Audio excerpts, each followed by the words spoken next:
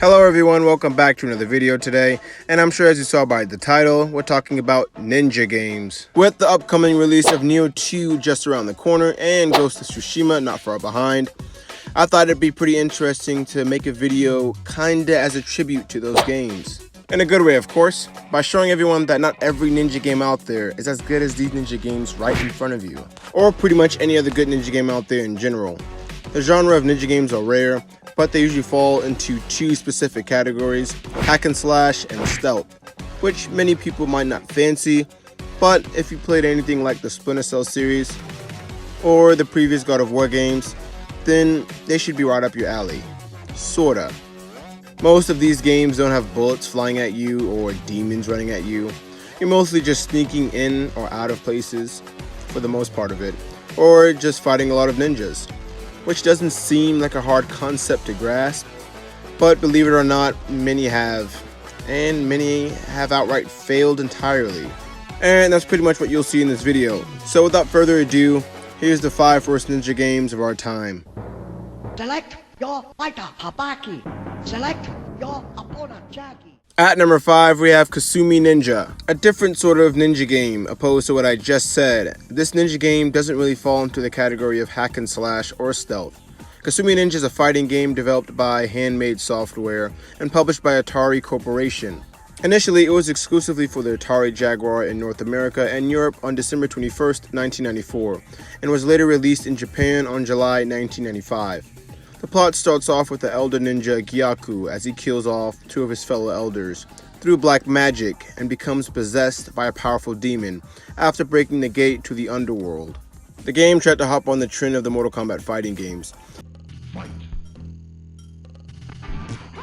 but as you can see it's on this list, that means it must have failed spectacularly, which it did.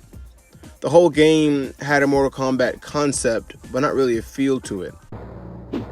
Kasumi Ninja. Basically failing at everything Mortal Kombat succeeded at, with its terrible 3D backgrounds. Now this is, as you can see here, these are just blatant Mortal Kombat ripoffs. Which wasn't overlooked by fans or critics at release.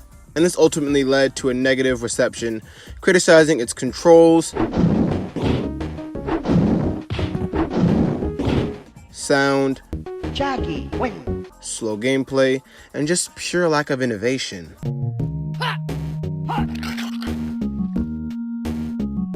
Habaki wins. The game sold a meager 24,000 copies in 4 months, with the addition of it being called a Mortal Kombat ripoff. However, a sequel was in production for the Atari Jaguar CD, but sadly it was cancelled. And one woman caught in a warlord's struggle for power. At number 4, we have Ret Ninja End of Honor.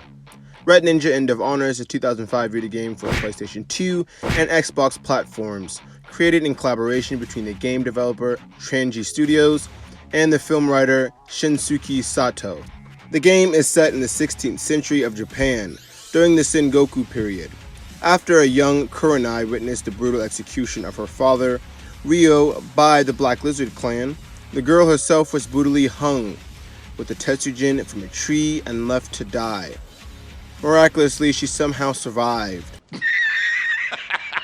The game puts you in a third-person perspective, with a limited rotatable camera, following the protagonist Kurenai. Now, this game wasn't a straight mess from the start. I mean, look, this game is an insult to everybody who plays games, to everybody who makes games. But it kind of failed at every category it tried to succeed at, especially in its concept of being a ninja game.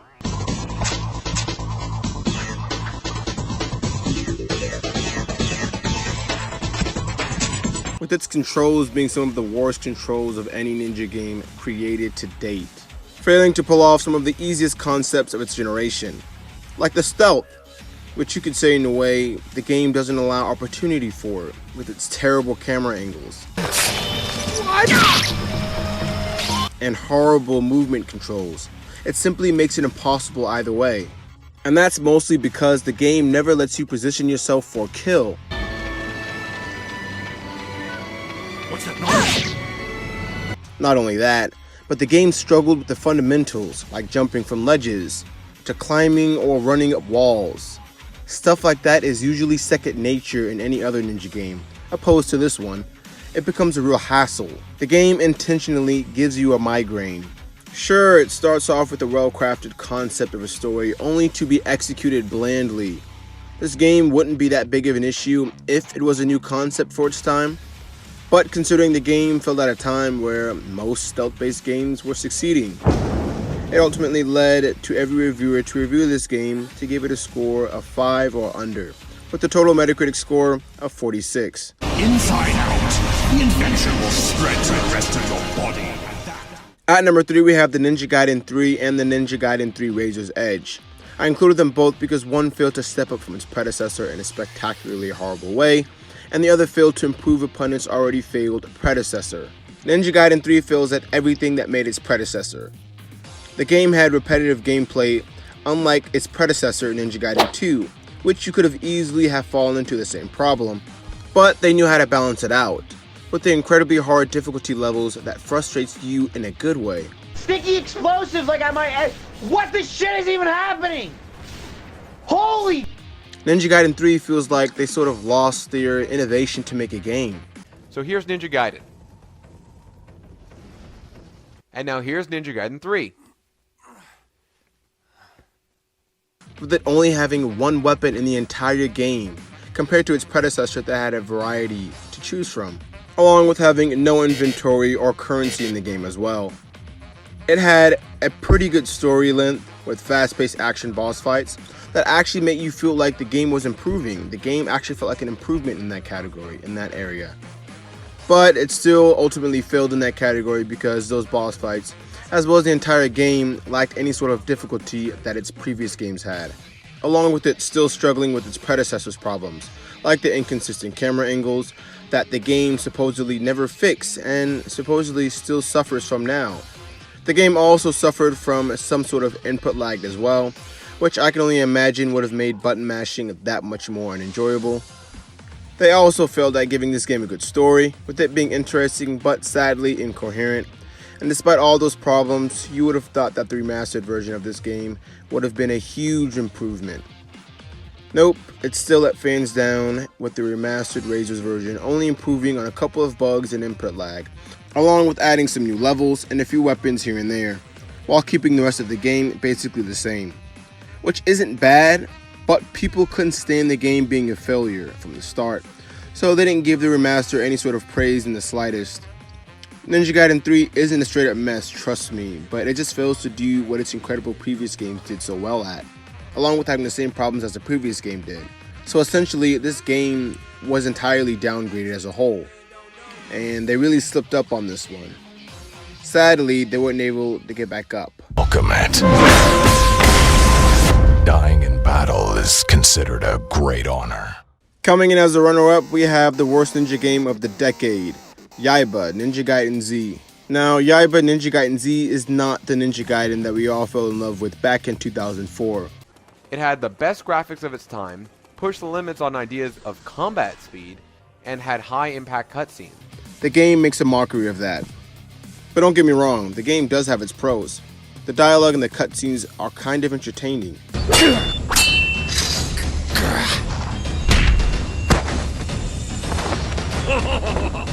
And the design isn't bad.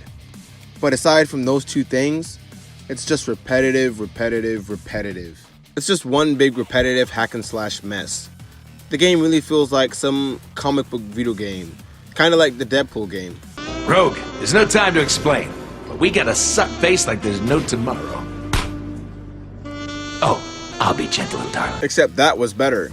Now that's what I call a kiss, sugar. Holy shit! We're in her head now! Slightly better. It continues to include more repetitive level design, while making the game too hard on people with just waves of repetitive enemies. That becomes sort of a chore instead of actually enjoying this hack and slash nature that the franchise really pushes in this one. The reason this game is placed so low is that they tried branching out with the new art design and style of gameplay, yet they continue to avoid its real problems, like the frustratingly awkward camera angles that's still a problem in this installment, or actually nailing its complex story that its previous games had. They just abandoned those games and gave us something we weren't really expecting, nor yet wanted. And in turn, they left us with a bad taste in our mouth that we haven't yet recovered from.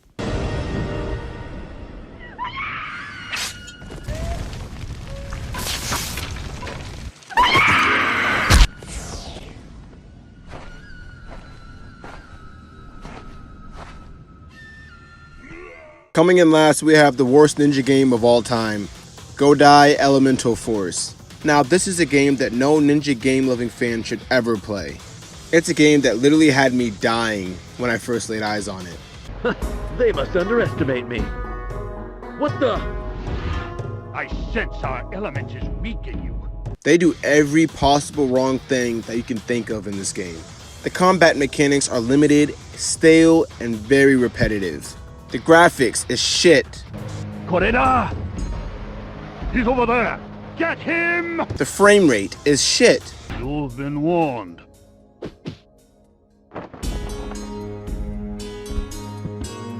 Oh! Hell, even the enemies are shit. What the? Fresh meat! And the enemies only have like 5 lines of dialogue the entire game.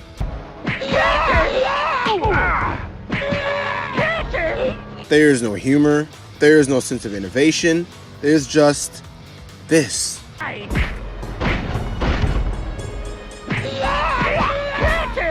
Continuously over and over again.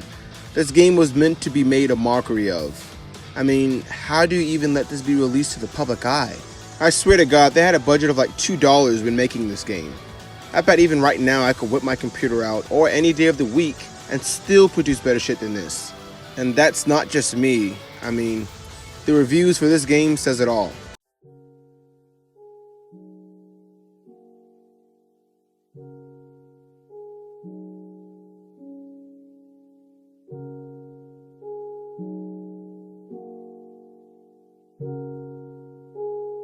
And to think this disaster actually released the same year Splinter Cell came out. Yep, let that sink in. I honestly think this might not just be the worst ninja game ever made. I think this might just be one of the worst games ever made in general. Anyway, that's going to do it for today's video, guys. Surprisingly, this video was actually difficult to make because there's not that many bad ninja games out there. Well, at least as bad as I showed you guys today. However, I did find the 5 that I truly felt failed the concept of a ninja game. And I doubt that'll be the case with a lot of the other ninja games coming out this year. But who knows? Only time will tell. Anyway, if you guys outright hated my opinions, that's perfectly fine with me. I know everyone has their own. However, I would like to hear you guys express yours in detail in the comments below. Also, if you guys enjoyed the video, then please like and subscribe. It would most certainly make my day, and I guess I'll see you guys in the next video. Till next time.